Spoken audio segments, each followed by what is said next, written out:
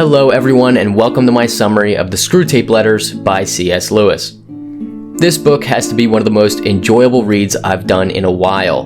The book is clever, witty, and really unique in its presentation. I sometimes wonder how C.S. Lewis got the inspiration for writing such a work as this. It's really creative, and I would recommend everyone read it themselves because the nuance and presentation of the content is what makes it so profound. I would also recommend everyone check out John Cleese's audiobook because he does an outstanding job of bringing the book to life, and it can be found for free here on YouTube. I'll put the link in the description. There is also a modernized version of the book called Lord Falgren's Letters, which I have heard is easier to understand, but I have personally not read it, so I cannot endorse it. But keep it in the back of your mind if you find it difficult to understand C.S. Lewis or wish to recommend the book to a younger person in your life. Now, before we get into the content of the book, let me first explain the premise so that you can appreciate the genius behind what C.S. Lewis is doing here. The book itself is a series of letters from an elder demon tempter named Screwtape, as the title implies. Screwtape is writing to his nephew Wormwood, who has been placed in charge of tempting a certain man who is referred to as the Patient. So imagine for a moment a senior demon who is well experienced in tempting is writing letters to a brand new tempter in order to train him to tempt a human.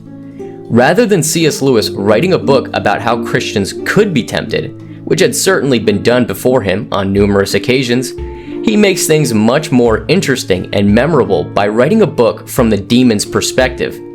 This gives the reader a whole new way of looking at temptation in their own life. The Patient is no special person or unique in any way.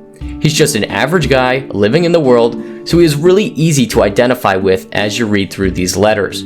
As you are reading, you will certainly see the correlation between yourself and the Patient, and hearing the instructions from Screwtape will feel as though you are reading the very words of Satan himself. It almost feels as if you somehow stumbled upon secret intel that gives you an insight into the enemy's plans. The presentation of the content truly is genius, and this is why I can't recommend reading the book enough. C.S. Lewis actually said that he took no joy in writing these letters, and after you read it, I'm sure you'll see why. Now, because the presentation of the book is why it's so entertaining, it is quite difficult for me to simply summarize the content, but I'll try my best to make it interesting for you. So now that we have the background laid out, let's look at some of the elements that I find especially interesting. As I mentioned, the book is written from the demon's perspective, so descriptions of God are often humorously evil, while descriptions of Satan are somewhat flattering, or at least in a devilish kind of way. Screwtape refers to Satan as our Father below, and praises him for his evil attributes as if they were positive. The letters are highly personalized and often show the deep psychology and character of both Screwtape and Wormwood. At one point, Screwtape has a huge outburst of anger, which leads to him being turned into a centipede. The letter cuts at that moment and transfers to another demon, penning the final greeting to Wormwood because Screwtape can't write as a centipede. It's just goofy and fun. The way the book is presented isn't meant to be taken super seriously by any means, but despite this, it has deep meaning and applicability to anyone who happens to read it.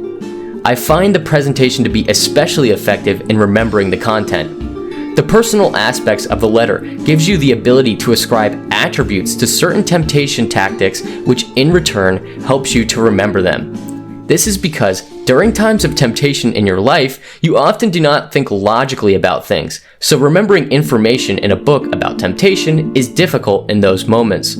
However, when the tempter is given personhood, during times of temptation, you can begin to see the tempter at work over your shoulder. It helps you to visualize the spiritual battle going on behind your eyes. Now, as you can imagine from letters written by demons, they often cannot understand who God is and why he loves mankind.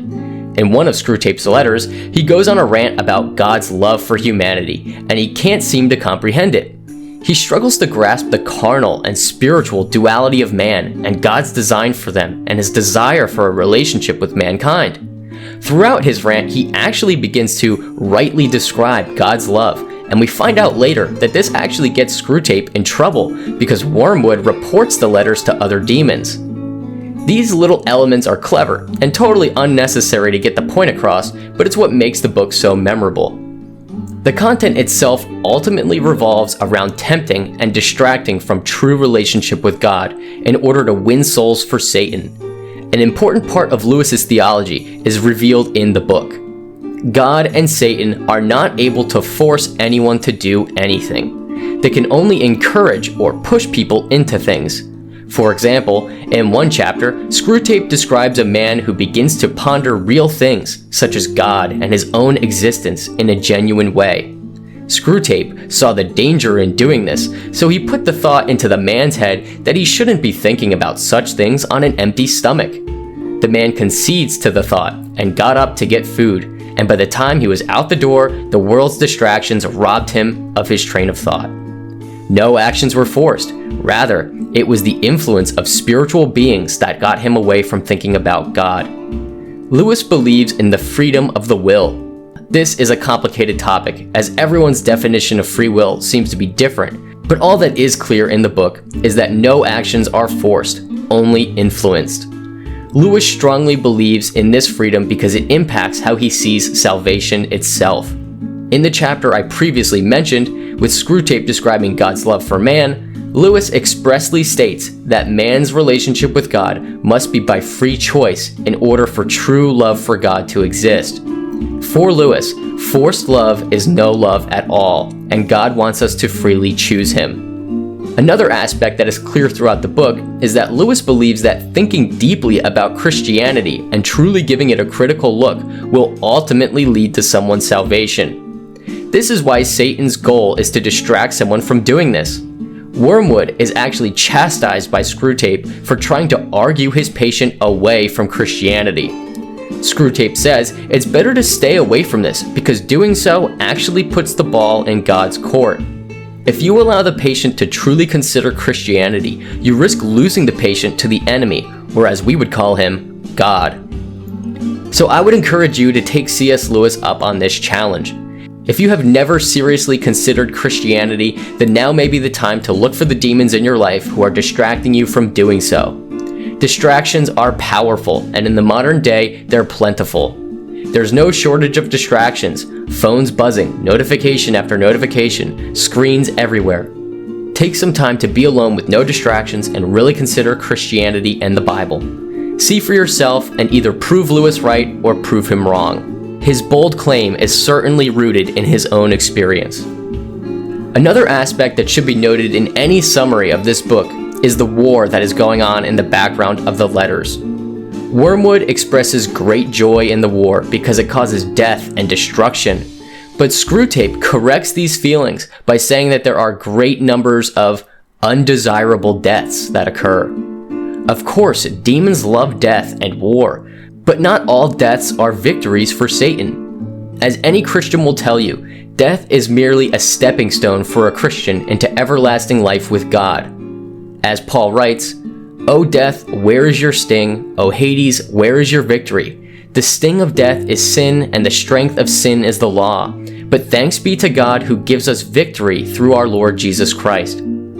Therefore, these Christians who die while secured in God's love through faith in Jesus Christ are forever lost to Satan. Screwtape also makes an important note when he says, great trials such as a world war can often drive people closer to God.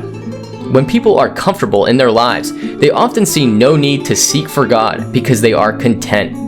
They can watch endless hours of YouTube or Netflix. They have all the food they could ever ask for and all the sex available to them with none of the consequences. People are overfed and oversexed. It's easy to coast through life like this. A war, however, drives people to discomfort and fear, which may lead them to seek God or venture into a church.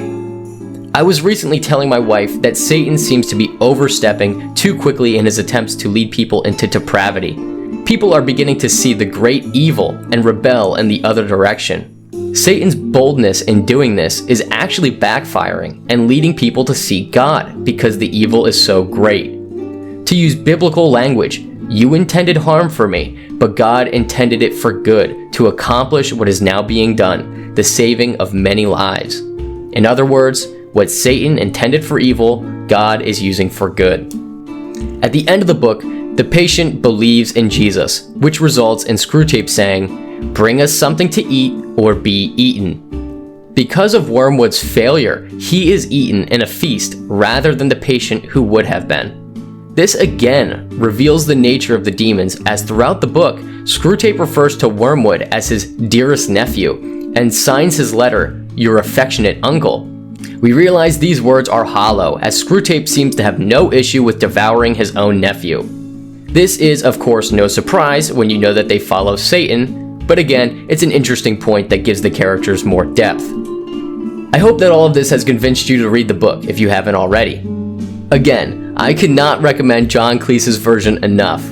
You won't have any trouble focusing because of how well he does bringing the book to life. I would recommend reading this book every year or two to stay fresh on Satan's schemes. We are all tempted in many ways, and having the enemy's playbook in our hands gives us eyes to spot the temptations before they get too strong. Before I close this out, let me leave you with some key Bible verses if you are struggling with temptation in your life. No temptation has overtaken you except which is common to mankind, and God is faithful. He will not let you be tempted beyond what you can bear. But when you are tempted, he will also provide a way out so that you can endure it. Watch and pray so that you do not fall into temptation, for the spirit is willing, but the flesh is weak. Memorize those promises from God and cling to them. This has been Free Indeed. Thanks for watching, and if you like the content, check out some of my other summaries.